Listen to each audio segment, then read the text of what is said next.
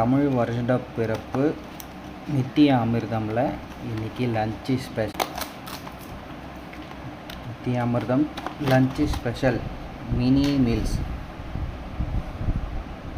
கப்பில் ஊறுகாய் கொடுத்துருக்காங்க, பிக்கிள், குருமா, சப்பாத்தி.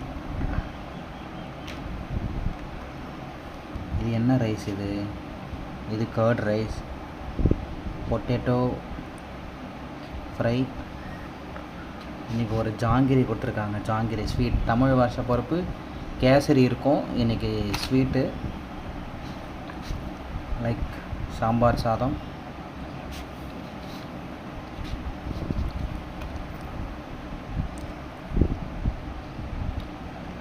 இது புளி சாதம்.